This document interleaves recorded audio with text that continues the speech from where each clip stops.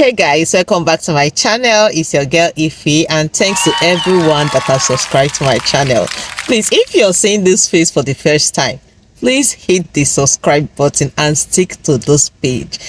Guys, it's been buzz with IRCC and international students. I don't know if Mark Miller saw international student in his dream and he has decided that he will put leg inside one trouser with international students. It's been lots of massive changes as regards international students, and it's affecting those that will be planning to come to study in Canada and those that are already here in Canada.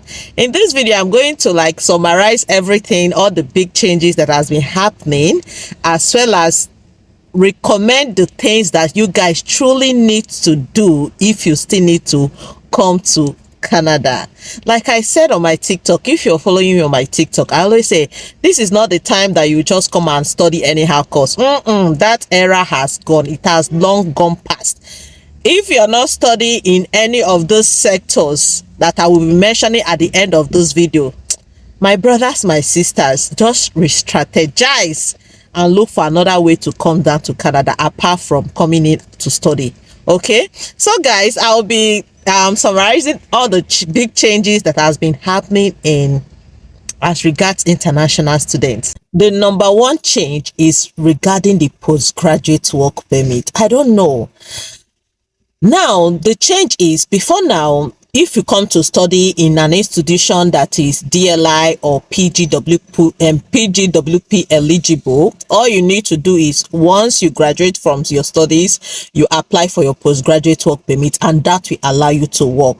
But with the recent changes now that IRCC, or be the Minister for Immigration, made, is if you come to study, after your studies, for you to apply for your postgraduate work permit, you need to write an English or French language exam. And if you're going for a university, that's if you're graduating from a university, you need to have band 7, overall band 7. And if you're graduating from a college, you need to have overall band 5. Now you may ask, which one is overall band 7 and which one is overall band 5? I will explain that to you. Now, for you to get overall band 7, if you're, for example, you're writing IELTS, it means you need to have band 6 in all models. So you have 6 in speaking, 6 in writing, 6 in listening, and 6 in reading. That is how you will get overall band 7. And if you decide you want to do SOWP, you're going to have band 7 in all the models. If you're doing SOWP, you're going to have band 7 in all the models, and that will give you overall band 7. Then for the overall band 5, it means if you're writing IELTS, you will have band 4 to 5 in your reading, and then band 4 in all other models, which is listening, writing, and speaking. That will give you overall band 5. Okay, and for SOWP, you have 4, as in band 4 in all the models for you to get your overall band 5 if you decide to do SOWP. Now, this is my recommendation, guys. We need to use 2 stones to kill a bird. Okay, if IRCC says you must write IELTS or TEF Canada for you to be able to apply for PGWP, my best recommendation is do not target that minimum band 7. No, you can use that test exams or IELTS, SOWP, or TEF Canada to be in the express entry book. And don't forget, the higher your score in your language exams, the better. It will increase your chances of getting invite while you are in the pool. So when you have higher score, it will increase your point, your comprehensive ranking score. So my recommendation for you guys is mass out. Try to get a very high score in those exams. Gone are those days where you say you want to start writing your exams 2 or 3 times for you to make it. The cost of that exam now is very expensive. Very expensive. So it's better you just write it once and for all. You use it to do your PGWP and use it to enter the pool as well. This is my recommendation, guys. So that is one of the change. The second change that Macmillan announced is regarding the provincial attestation letter. He says, okay, before now, the people that were exempted were master's students and those people that are coming for PhD. If you're coming for master's or PhD, you're not required to get provincial attestation letters. Every other courses, like every other program like PGD, they've always been required to get their PAL. Now, masters and PhD students have been included.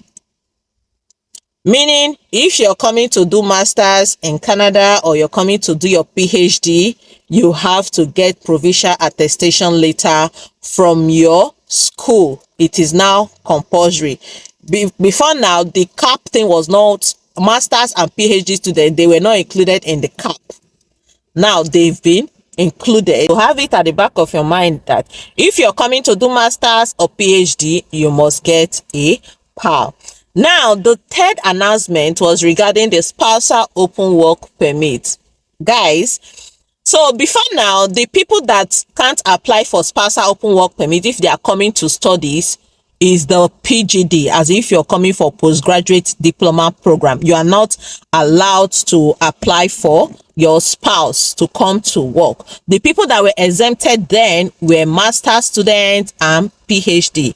Now, this recent change says that for if you're coming to do masters or if you're coming to do PhD and the course is not up to 16 months, you're not doing a program that is up to 16 months and above, you will not be allowed to apply for spousal open work permit, like apply for work for your spouse. Meaning there are some programs there are some master's program that is just 1 year, and there are some master's program that is like up to like 14 months or so. If you are coming for those programs, it means you will not be able to apply for a spousal open work permit for your spouse. So the only way you can apply for a spousal open work permit for your spouse is if your program is from 16 months and above and is a master's program. Okay, and this should include BSc as well. BSc is 4 years, so invariably you'll be allowed to apply for spousal open work permit if you're coming for undergraduate studies. Okay, then another announcement that was made was, this is regarding the courses you're going to study. Guys, this is not the time that you say you want to go and come and study those management courses. It is not. Now, though IRCC have not made it clear on the high in demand sectors that they want to allow people that come to study to be able to apply for PGWP. But from the ongoing draws that has been happening, we can all guess which of the in-demand sectors they will list. They've not made it clear, but this is my own opinion. Now, from all the draws that has been happening, we all know that the in-demand sectors is healthcare, STEM draws, agriculture, trades, and transportation. So this is not the time that you're coming to Canada to do any of these business management courses. It is not. Under the healthcare sectors, we have 35 sectors that are in demand just under the healthcare. Then under the STEM, we have 25 sectors. Then under the trade, we have 10 sectors. Transportation, there are 10 sectors, and in agriculture, we have 3 sectors. At the end of this video, I will just do a screen record of all these sectors. So you will need to watch to the end of this video so that you will see all the sectors, because I'm going to list them out, and you will have to make an informed decision of what you need to come and study in Canada. If the course you want to come and study is not falling among these sectors, please abort mission. This is my own opinion. Just abort mission and go and learn French. French is the game changer. If your sectors or if the course you want to come and do is not in any of these sectors, abort mission. It's better for you to learn French. Or do you want to come to Canada to study anyhow course, at the end to get a job is wahala, to transition to become a permanent resident is wahala. So it's best you stay, and it's best you choose these sectors and know that at the end of your studies you are sure of getting PGWP. Though IRCC said they will be listing out the sectors that are in demand maybe by November, but from this draws that has been happening, we can all guess what the in demand sectors will be. So guys, watch to the end of this video. If you know that your course is not falling among these sectors, just abort mission. My best recommendation is go and learn French. That will be your best bet. One thing I should let you guys know is that even during my time, these policies, they keep changing because the country needs new things all the time. Always note that policies changes they don't try to put immigrants into consideration. They put the things that the country needs into consideration. So once they change policies and you know that it favors you, just take it as soon as possible. Like, take action. Do not waste time. Do not wait. You see these policies that are changing, it will not stop.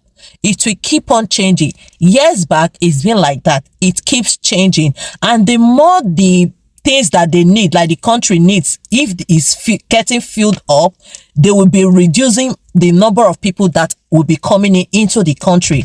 So if you know you still want to come to Canada, do it as soon as possible, especially if those policies are favoring you, especially those people that are in these high sectors that I will be listing. Do as much as possible, because a time will come when all these sectors will still be filled up. There was a time when Canada needed lots of people in the country. Now the country, there is about 41 million people in Canada right now. However, I don't think this immigration will stop, but they will keep streamlining it to sectors that they know that the country needs, and not inviting everybody to be in the country. So my best bet is, if the policy is favoring you, go and take action. Do not waste time, especially this French thing that is like sounding this French. Go and learn French. Okay, Canada is a bilingual country. English, French. English, the number of English speakers are more than the French speakers. A time will come when the French speakers will be much here in Canada and they will not need French anymore. You see, so they always streamline their immigration system based on what the country needs. So if they are saying they need this, the best thing you need to do is go take action so that you can streamline yourself into what the country needs, and not try to like protest and say, I'm not coming to Canada again.